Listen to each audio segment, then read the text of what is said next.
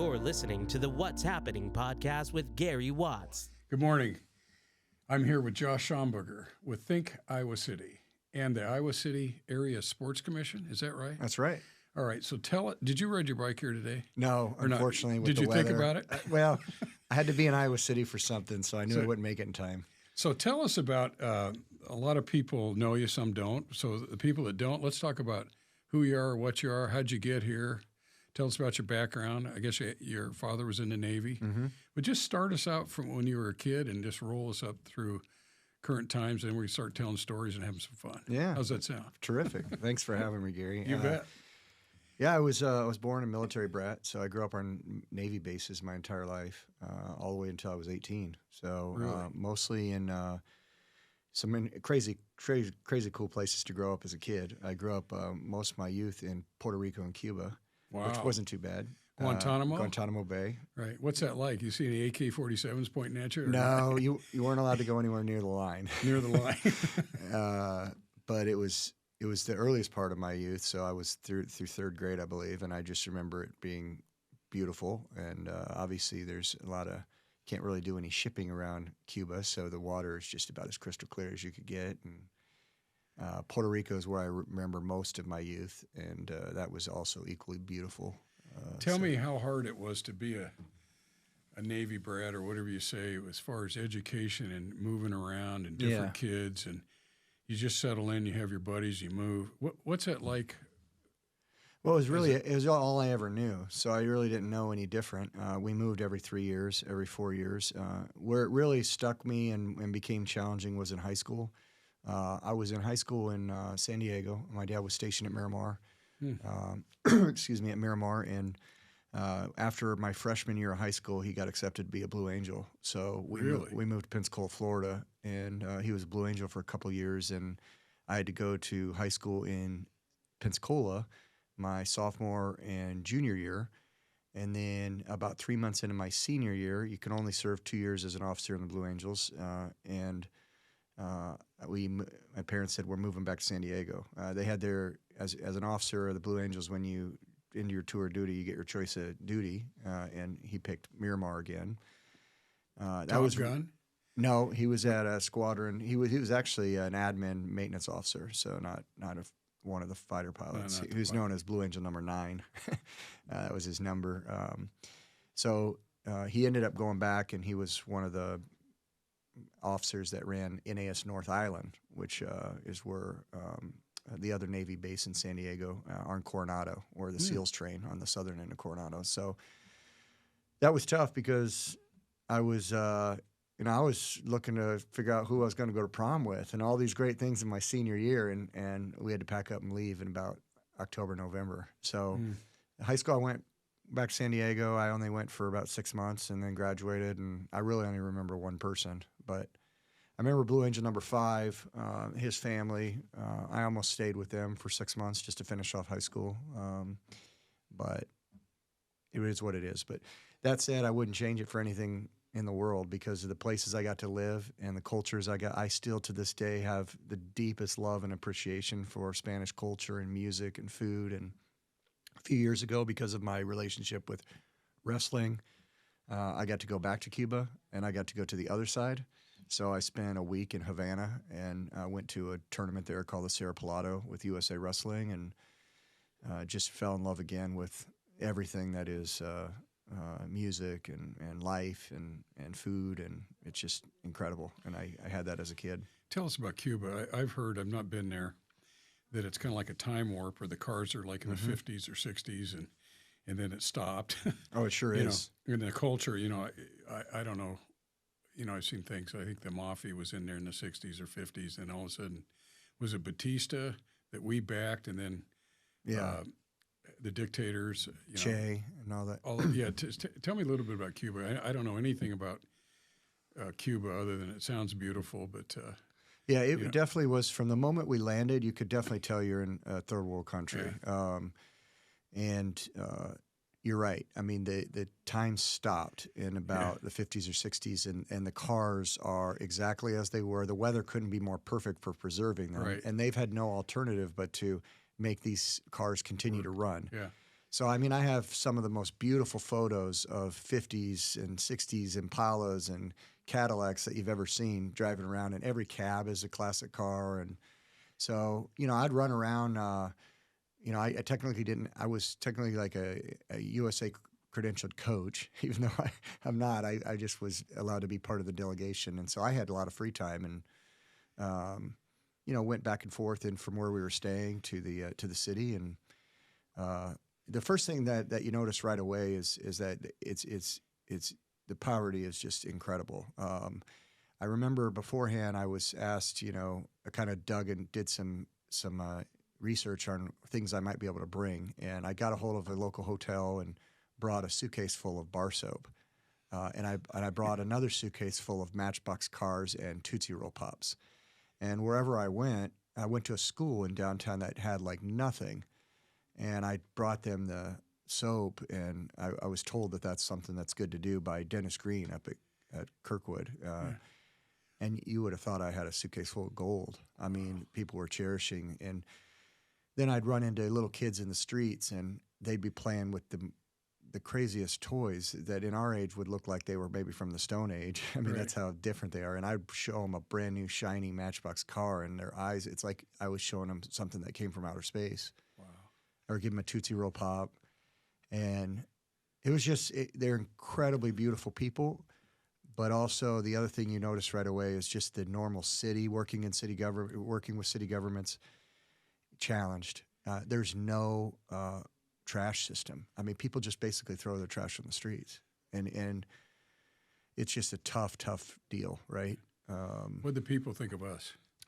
Well, they thought I was just Canadian or Russian. Oh, because Canadians and Russians are allowed to go there all the time, and they vacation there quite frequently. When I landed, there was a big Russian plane on the runway, and so they just assumed that. And then when they find out you're from America, they thought it was incredible. They thought it was totally awesome. Really? I remember they would love to tell me about all the great Cubans like Sammy Sosa. Yeah. I would hear a lot about Sammy Sosa at the time, and all the great Cuban, El Duque, the Yankees pitcher, and all those.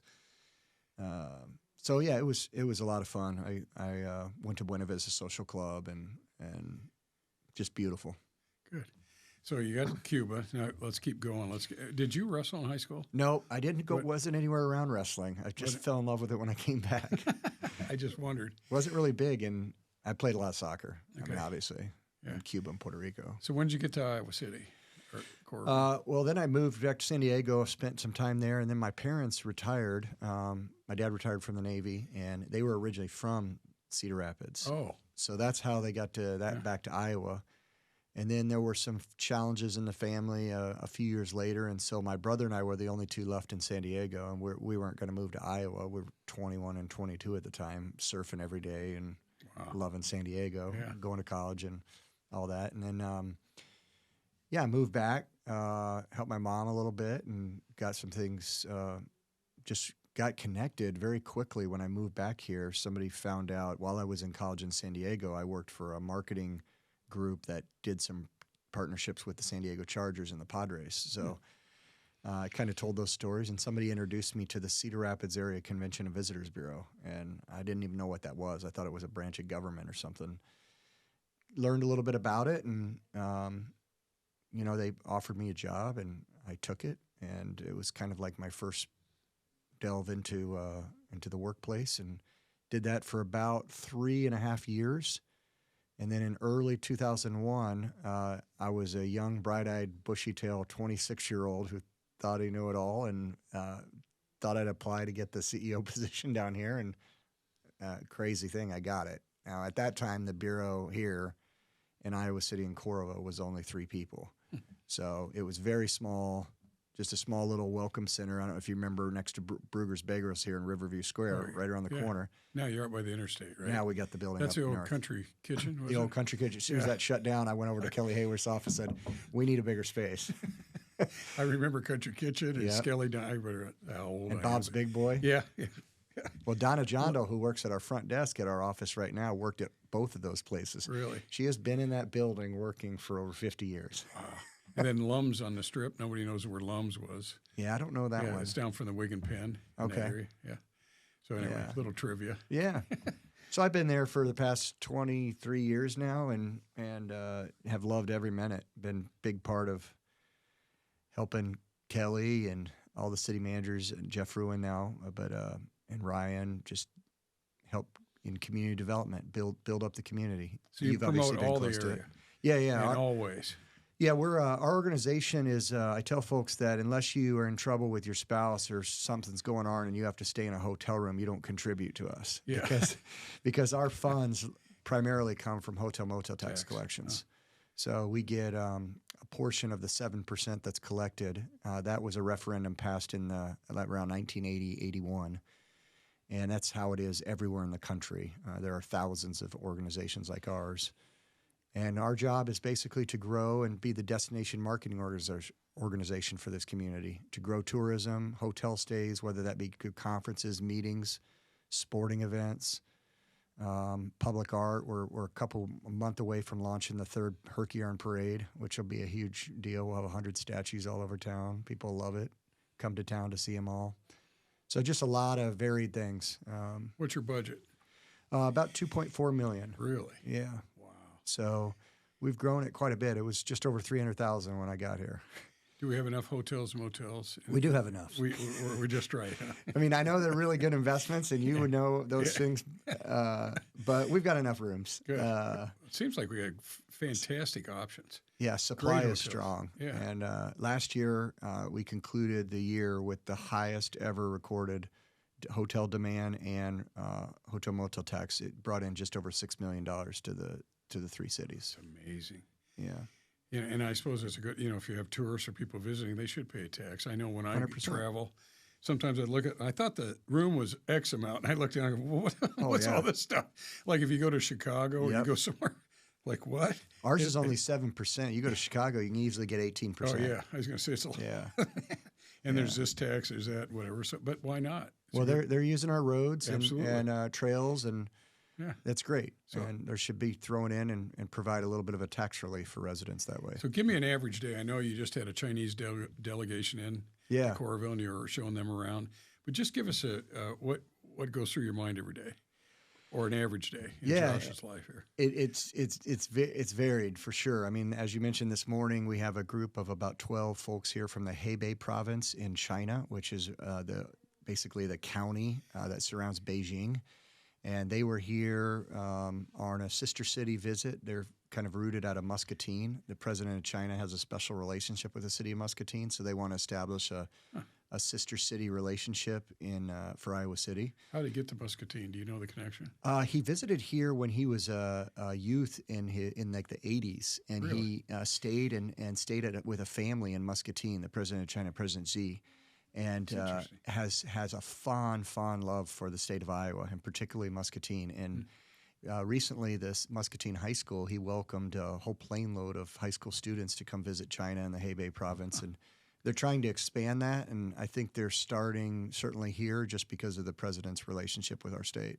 And I think Terry Branstad had a great relationship with the president, right? Yeah, and he obviously went on to become the ambassador to China. Yeah. So, and that's where it started. So that has continued on. I kind of talked to him about visiting China, I don't know if you remember Frank Chang, a doctor here in Corvallis. That was phenomenal. He was great. Terrific. He took us, took a delegation and established a sister city relationship with Coralville in an area called Dongchen Lake in Ningbo. So I told him that story, and their eyes were pretty broad. And then I also told him that, just a year ago, I welcomed the Chinese Wrestling Federation, and we had the Chinese women wrestlers here. When we had 18 countries here for the World Cup, and that China is getting better, but still has some work to do to beat us Americans. So tell us about the Iowa women's wrestling program, start to finish. What's going on? Yeah, Barbara Burke, who used to be the deputy AD, approached me probably 2 or 3 years ago and said, "Josh, I think we're at the point now to where we really want to start a women's wrestling program at Iowa, and would you help?" And I said, "You bet." I jumped in with both feet. We were able to get some money raised to match the university's investment. And I told her at that time, I said, one thing that's most important, though, is I'll be happy to help, but I kind of already know who we should have as our head coach and I hope he'd consider her. And she was the assistant national teams coach at USA Wrestling. She wrestled here when I hosted the 2012 Olympic trials, two-time Olympian, 9-time Olympic and world medalist, world champion in Beijing. That's Clarissa Chun. Barbara ended up meeting her. It all worked out. I wasn't part of it, but she became our head coach, and then the program was off. Clarissa got her first recruit, Kylie Welker out of Wisconsin, and that last year they had to all take a redshirt year because they weren't allowed to officially enter as a sport until this past year. And, they definitely put everybody on notice. There's over 160 college women's wrestling programs in the country, and Iowa went undefeated at 16-0 in dual championships. They won the National Tool Teams Championship, and this past Saturday night, they competed in their first national championship, and out of 10 weights, they brought home 6 titles and won the team title. So complete and utter domination. It was close. It took the very last match to win the team title because the second team really cleaned up on the backside. But Kylie Walker, that first recruit, came out in the very final match and teched her opponent and won it all. How long have they had women's wrestling? Women's wrestling has been around a long time, but it first became an Olympic sport in 2004. Okay. And then Clarissa Chun, our head coach, wrestled in the Olympics in 2008 and 12. In 2008, she took home a bronze medal in London.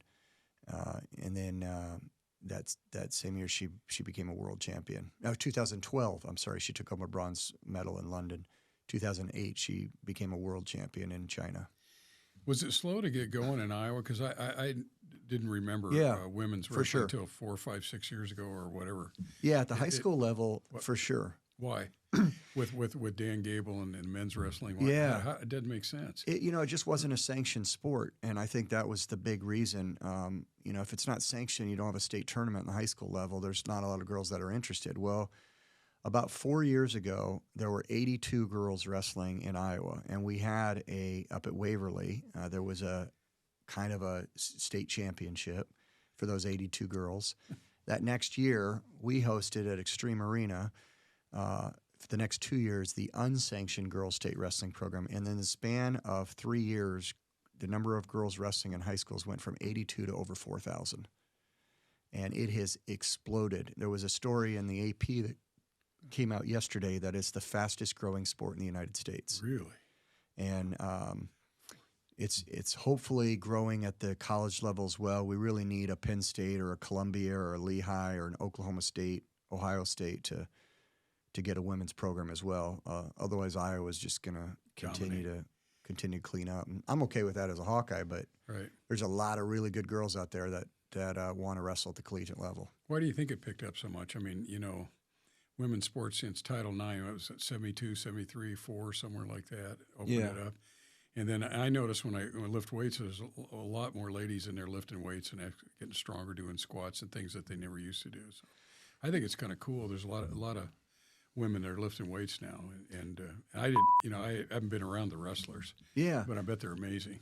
Oh, incredible! I'm not really sure that all the reasons why. I certainly know that particularly in this part of the country, there's a lot of wrestling dads that have daughters. Yeah, and those daughters have been wrestling on boys' teams, and so there's been enough of them now that it's continued to grow. And once you start to see girls have the ability to wrestle girls, I think that's the reason it's largely exploded. There's a lot of girls that aren't interested in going out and wrestling guys, right? Understandably for a lot of reasons. But when they have a more equitable playing field, I think that you see what has happened. Now, that doesn't mean there's not some girls that can whoop some guys' tails in high school. Just in Arizona, a couple weeks ago, there's a girl as a senior that won the boys' state championships.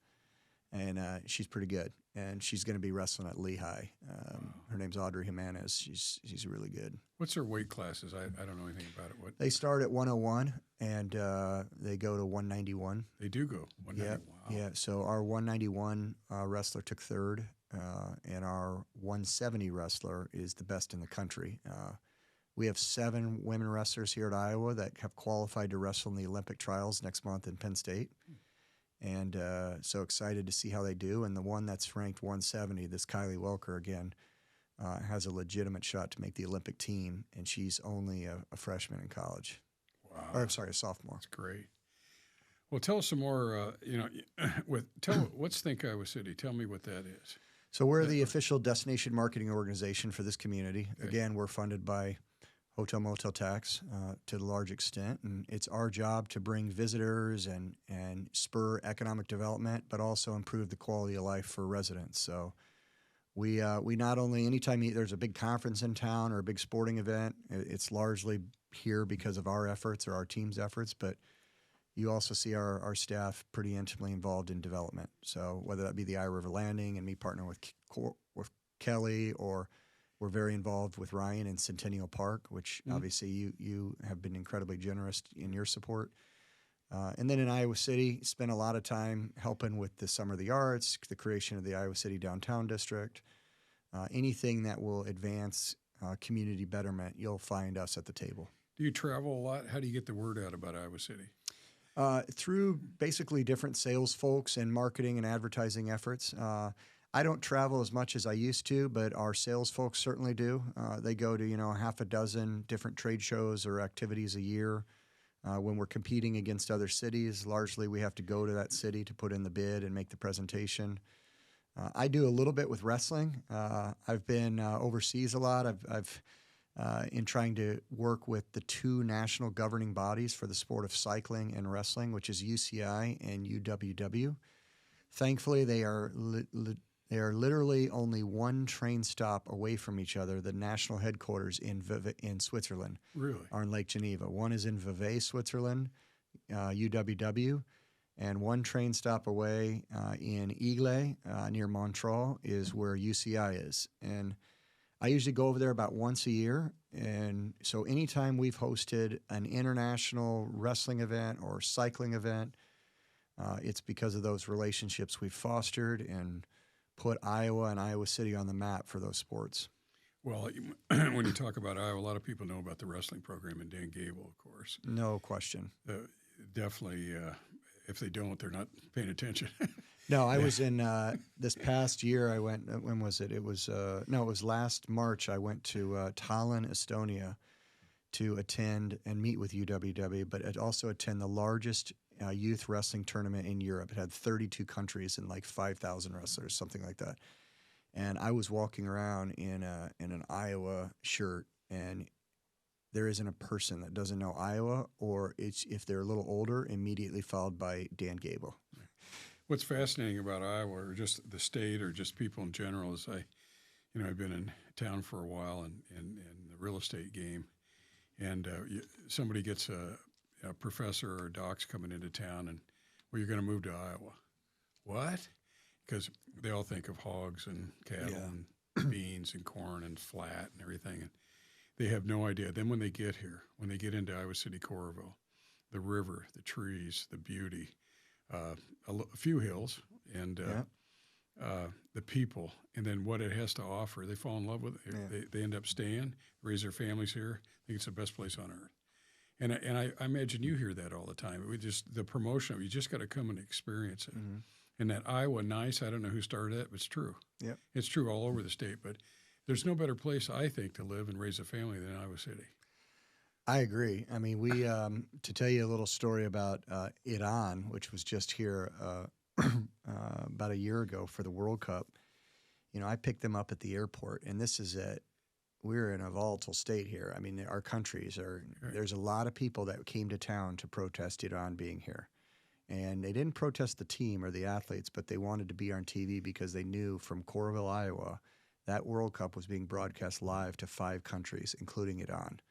And they wanted to be on TV, and they wanted to be seen so that people in Iran could see that they're supporting the people's fight in Iran. Well, when they landed at the airport, you could tell they were a little nervous. And these are incredible wrestlers, right? But they were a little off. And as we got in that bus, and I just basically told them, I said, listen, you're in Iowa, and you're a wrestler, and because of that, you're a rock star. There are people that are so excited you're here, and I just want you to know that I'm going to be here with you the entire time. I had Dustin Liston, the chief of police, with me at the time, undercover, just in his in his casual. And I said, you're not going anywhere without us. So if something's going to happen to you, it's going to happen to us. But I can assure you nothing's going to happen to you. You are going to be welcomed with open arms because of the Iowa Nice. And we gave them the aux cable and the bus, and they put on some crazy music, but they loved it, and they felt more comfortable. And then, fast forward a couple days, we're transporting them kind of quietly through a shuttle bus because we didn't want people to know when they were moving or where they were moving because of the protesters. There's guys that are coming down the hall, these wrestlers. The first guy shows up, and he's in a full LeBron James basketball kit to go to practice. And I'm like, what in the heck? And they love everything about our country. They love everything about being in Iowa. Now, they had a couple people in their delegation that were 100% pro-regime. Right. You could tell they were there, that if you did anything out of line, Right. consequences at home. But these kids and they love everything about us. And I remember one came around the corner. He found a little putty knife, a spackle knife in the arena, and he thought it was funny. And they called me Josh. They couldn't really say Josh. So they say, Mr. Josh, Mr. Josh. And I looked down the hallway, and he came around the corner and with a spackle knife, and he's like, here's Johnny. They knew about the movie The Shining. And just fascinating stuff. Yeah. And they walked away, all of them. They still send me messages on social media. Just, how's Iowa? And they've asked me multiple times to come visit, and I would be the guest of the country, but I'm not ready to go to it on. But Iran, aren't they generally, they're good wrestlers, aren't they, Olympic-wise? Aren't they? Iran and Russia are the best two countries in the world for wrestlers. Yeah. And when our countries went there, you would have thought Thomas Gilman, who wrestled at Iowa, I have a photo of him. You would have thought he was Justin Bieber. Wow. There were thousands, and they chant Jordan Burroughs' name from the stands after he beats one of their guys. They love it, but it's their sport. That and soccer is like in America, baseball and football. Well, we'd be remiss if we didn't talk about Dan Gable a little bit. I'm sure you got some stories, but if people aren't aware, or for some reason they haven't paid attention, in the 72 Olympics, he won gold. Undefeated, and nobody scored a point. Now, let me say that again, because I don't even know a reversal. It's just beyond belief. Yeah. But I remember watching that.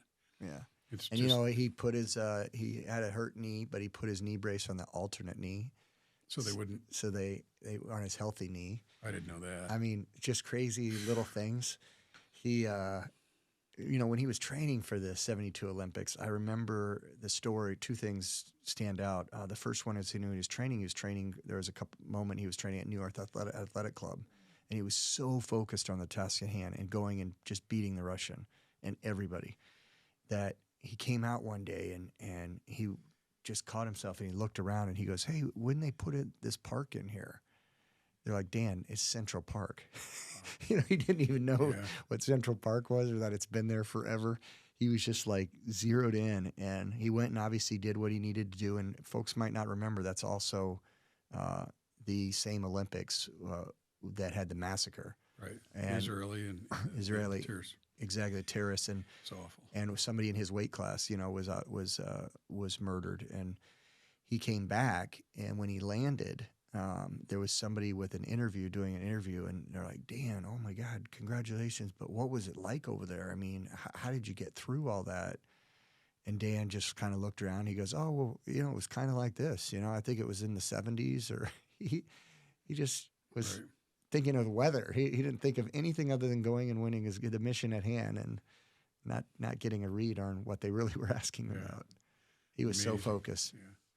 Let's talk about cycling a little bit. You mentioned that. How did you get into cycling? Kelly Hayworth. Ragbray? Yeah, Ragbray. He was such a big fan, and early on when I got here, he was doing Ragbrays, and he talked me into doing a Ragbray. And I remember I did a training ride with them, and I didn't have a bike, and so Nate Kading loaned me a bike. And it was a mountain bike, and it was horrible. And we went on a long ride, and they dropped me. And I didn't know that you should bring water or anything. and I would just totally bonked. I mean, I was like, I threw the bike. I'm like, I'm done with this. And somehow I made it home. And then eventually I tried a road bike, and I've been hooked ever since. And so, yeah, I ride all the time. I know you're a big time cyclist, athlete, triathlete, all those things, but I love it. Where do you ride? Do you ride in a group, or do you ride? No, not really. Cyclocross at all, or no? I've done cyclocross races. I certainly have done jingle cross. I'm I'm a little old. I wish I would have fell in love with cycling in my early 20s, late teens, because I really do think that I have the mental fortitude to punish myself on that bike. And if there's one thing I might have a body type for at that moment in life, it would have been a cyclist, right. About 6 foot, maybe 150 soaking wet. Right. And I would have loved it. But I came into it late. I still try and do all the races. I've done Corp 4. I've done all those things. And did you do the 100 miles? no, I'm doing it this year, though. Or you do the 100? I did the 50 last year. And I loved it. That's a great race. Gravel, dirt, everything. Whatever. Yeah, you get all the surfaces. Yeah. So I mostly rode, but I did buy a gravel bike a couple years ago. I got a Lauf, which I love. So I do the Monday night gravel rides, which are a lot of fun. Sugar Bottom? I do Sugar Bottom, 100%. I got a good mountain bike. I have a lot of bikes, just like I'm sure you do. But mostly if I'm just going to go by myself on a road, I'll ride from here up to maybe Center Point and back for a long ride, so about 100 miles. But my parents live in Hiawatha, so I regularly go from here to Hiawatha and back on the great trail we have. How do you go through Ely up? Exactly. And you get on the trail and go on out. Get on the trail, and it's just such a beautiful ride. I go by your development up there. I see you've got three houses on one road and one white one on the other one. There's a bunch coming there, too. We got a lot going on up there. Solon's a great town. I just was up there 2 days ago. I went for about a 3-hour ride and saw you're really kickstarting that area. Yeah, it's starting to go. It's great. Well, that's neat because tell us about the trail system. Single track, you got Sugar Bottom, you got gravel, you got, I don't know, do you have a fatty? I do. You do? You got the whole thing? I got it. I got them all covered. So can you talk about the trails? And we hooked into Tiffin and all the things that are happening. Is there anything going on in the state or Johnson County? Or Yeah, we are incredibly fortunate, as you know, with the trail system here. And I've ridden them all. And the big thing we're working on right now is we're trying to get that last $1 million where we got a couple grants in, which will complete the trail from Tiffin all the way to Kent Park. That'll be amazing. Which will be terrific. That's the last section that needs to be done. And then obviously someday it'd be great to get out to Amana. But I mean, Coralville's done just a phenomenal job in leading the way on the single track. It's so much fun to ride in those woods and the flow track and the new stuff that's coming by Creekside, by the Ball Diamonds out there.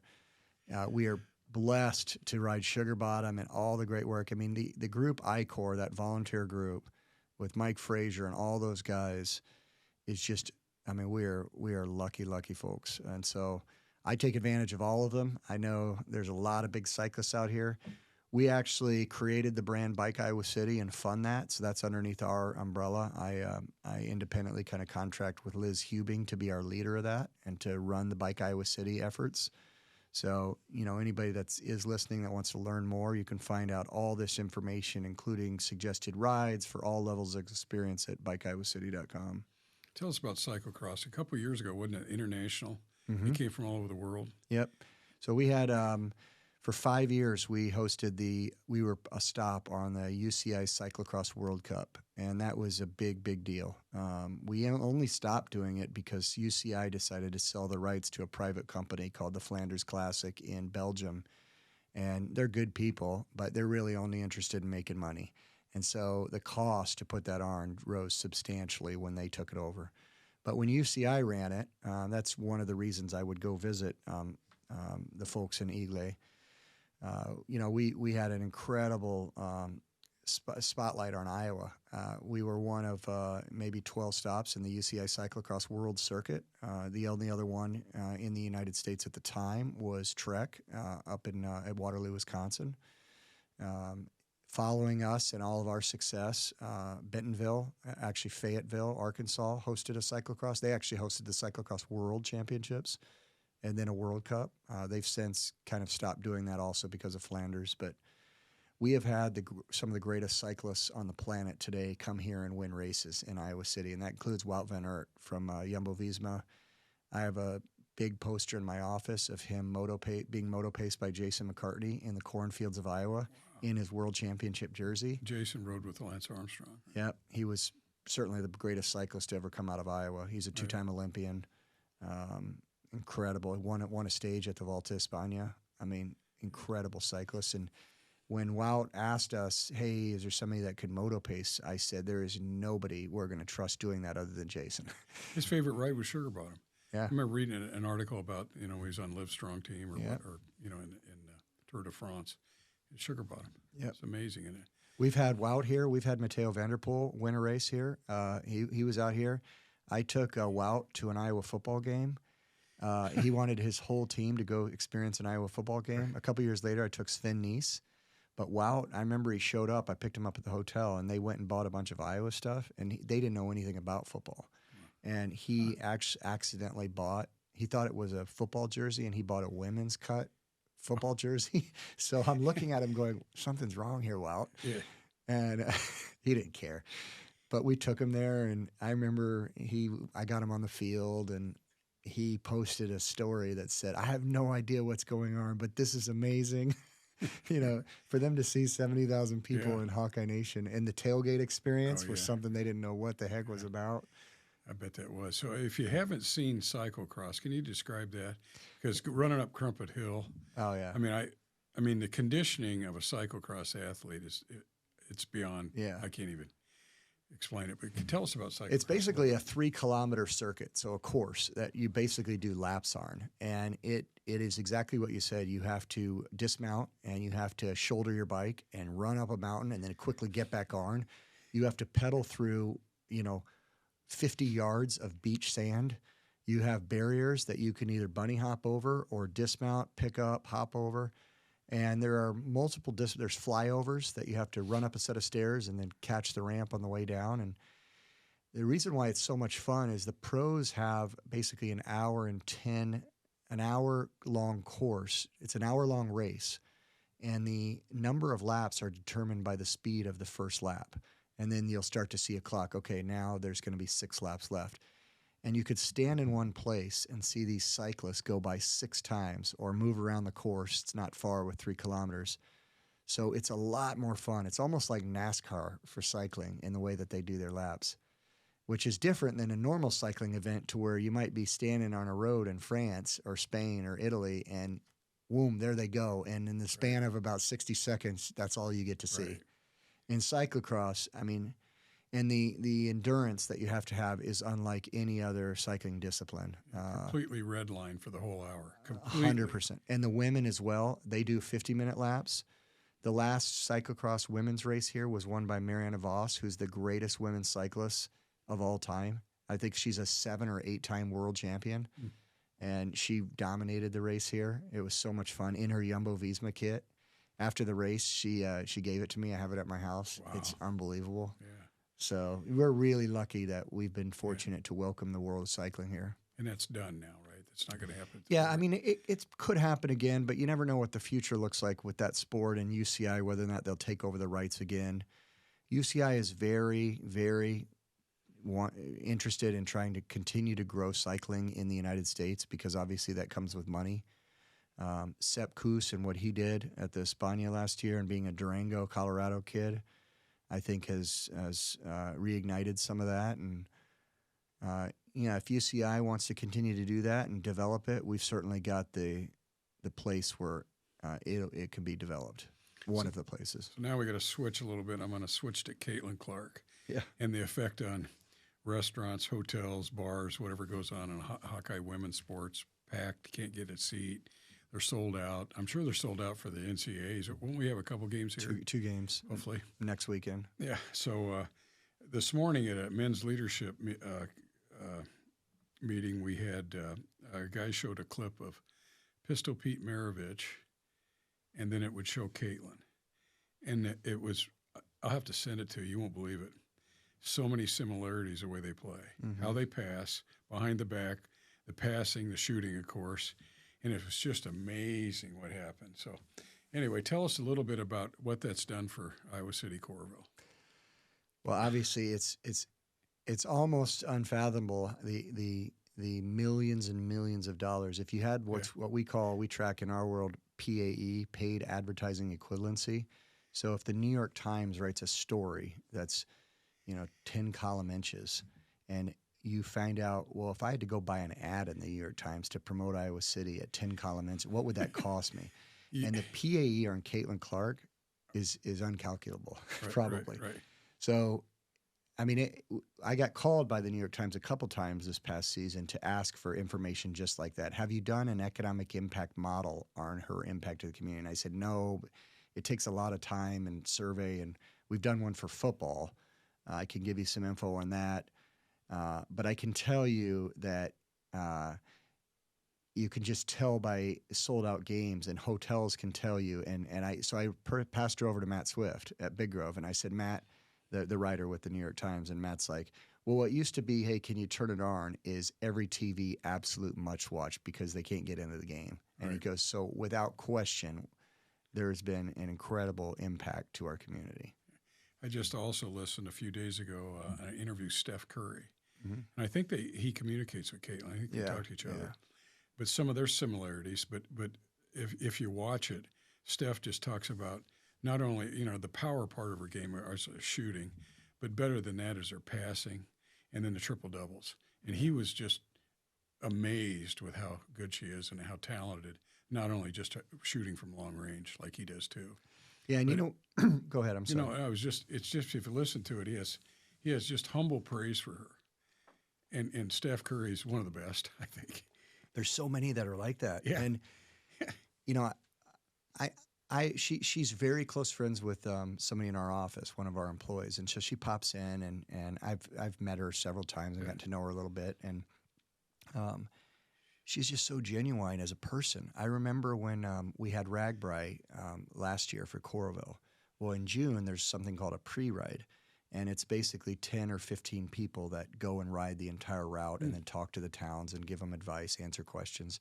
And I've done that every year, and Kelly Hayworth's done that. And, pre-ride was coming to town, and we wanted to – Coralville's going to be the host, so we wanted to do it up. So I took over the top of 30 Hop, and we made them dinner and all that, all the pre-riders, the VIP. And so I said, hey, Caitlin, can you come over and just do a welcome? She's like, of course, I'll be there. And popped over, and I mean, jaws dropped. I mean, she's rock star, A-list celebrity at this point. And she talked about she just gave a great welcome and talk, and then she said, "Hey, can I just stay and eat with you guys?" And hung out. And then, I mean, just a great person. And I know so many people that have stories like that, and everything she has done for this community beyond what happens on the court. There couldn't be a better ambassador for what an Iowan's all about. Nope. And what's Iowa all about than Caitlin? The most humble, amazing lady I've ever been around. I've talked to her a little bit. We had a party one night with her, or an evening meal with the kids, and they're all fantastic. Lisa's done such a great job with all of them. Yeah. But, Caitlin is just the epitome of Iowa nice, and just humble, and just a fantastic, obviously basketball player, but more a fantastic human being. There's no question. Yeah, she's just amazing. So she really does great. Really is. God bless her. Huh? Oh, I don't think there's any question she's gonna. Yeah, I mean, she's really the her evolution is eerily like Michael Jordan's. Right. It really is. Yeah. I saw some clips when she was a little girl playing soccer too. I guess amazing soccer player. Yeah. But playing basketball, she still had that fire going, and it was very competitive. And she's so quick. And I saw her workouts in the summer. Yeah, she didn't get good by just sitting around. She definitely worked at it. Sits in that gym and just gets after it. So, what other stories? You got anything else here before we wrap up? It's something that everybody'd like to hear. Anything wrestling or in foreign country or? Yeah, I mentioned when I went over, a funny story about Iran, but when I went over to I had to go over to Serbia, to Belgrade, Serbia, in the fall of 23 to meet with all of the nations that qualified for the World Cup that we hosted in 22. We hosted the World Cup, the first time in history that the men's and women's competed on the same stage in December of 22 here, and we had 18 countries here, generated about $6 million for the community when they were here that week. But before the countries came, it was our responsibility to work with USA Wrestling and our elected officials' office, so Grassley and Ernst and Miller Meek's office. And we had to make sure that all of these wrestlers and their nations and literally hundreds of people got their necessary visa appointments in 18 embassies across the United States, across the world, I'm sorry, from Tashkent to Dubai. All these embassies had to open up appointments and then provide visas for them to get in the country and then come here and wrestle. And so I had to go over in September into Belgrade, Serbia. Right after they qualified, I would go and meet with the team federations, and I would give them all this paperwork, and me and a guy from USA Wrestling, and talk about Iowa and give them contact offices for Grassley and Ernst and all that. Something I'd never thought I'd be doing in my life, right? To sit in a back room in Serbia and do this. Well, Iran was very challenging at that point too, because there were a lot of people there from Iran that weren't going to get visaed into the United States. And so they summoned me to the meeting as opposed to everybody else coming in. I remember walking in this meeting, and there was about 20 or 30 Iranian businessmen and some of the team, and there were cameras, like television cameras, to there and record. And they immediately said, we'd like you to meet the president of the Iranian Wrestling Federation. And I went over and met with him. His name is Dabir. And I had done a little bit of homework because I knew he wrestled Terry Brands in the Olympics. And so I went over, and to break the ice, I just kind of hit him on the shoulder and said, "Hey, Terry Brands says hello. And if you come here, he'll wrestle you at his house." And he was caught off guard that I hit him. And I just kind of tapped him in the shoulder. But it all ended up being fine, and he laughed and he loved it. And but the camera immediately ran up to me and zoomed in on my chest, and I had an American flag on my chest because I was wearing certainly a Team USA deal. We're the hosts, right? And why wouldn't I? And then they were videotaping this, and they tried to orchestrate me giving him an envelope as if the Americans are inviting and welcoming you to their country. And I knew it was just propaganda from the beginning, and it was really uncomfortable because it was kind of just me. And but it ended up working out fine in the end. It's just those sort of things. I kind of, at that moment, I was a little bit like the Dennis Rodman of wrestling diplomacy. Yeah, I mean, it's awkward. Just weird stuff, but that's part of the deal. And obviously, we want to be welcoming to everybody, and we can set the example. So, in your world, what are you most proud of?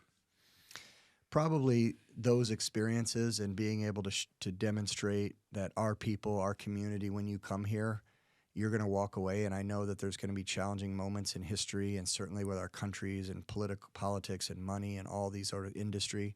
But at the end of the day, there are people that are sitting in the Republic of Georgia, in China, in Kyrgyzstan, in Mongolia, in Japan, in Kazakhstan, Azerbaijan. All these countries, they think of Iowa in the brightest light. They really do. And it's because of our team and our people and Iowa Nice and rolling out the red carpet. And, as I tell our team, we want to set the bar to where every future World Championships, every future World Cup, they go, you should have done it like Iowa. Wow, that's great. It makes me proud to know that we can deliver on some of those things. Well, thanks for coming in, and thanks for the job you do. Yeah. For the promotion of the whole state and obviously Johnson County and everything that you make happen. So we're just so excited before to you have sign off, and don't cut this out, I know you're the editor and you could do whatever you want with your podcast, but Yeah. I definitely didn't want to go without saying that, Gary, you have been instrumental in all of these things. When we were building Extreme Arena, which has made all these things possible, you were one of the first ones at the table that stepped up, provided the support. You and your family, the foundation, has been critical. And everything you're doing, even this podcast, to what I know you're doing in Centennial Park, to what I know you're doing in all these communities, Solon, I mean, you are a big part of the Iowa Nice. And in a lot of ways, the promise behind the brand that we are in Iowa is being delivered by you and your company and your people. So I just want to thank you very much. Appreciate that. Don't We're glad edit to that do out. it. We're glad to do it because Johnson County, Iowa City Court, the whole area has been great to us. Yeah. So at least we can do is get back. So well, and you do. I appreciate it. Yeah. Well, let's get on our bikes. 100%. Okay. For sure. You let me know. I'll be on your wheel, though. All right. Hey, thanks for coming out. All right. Good to see you.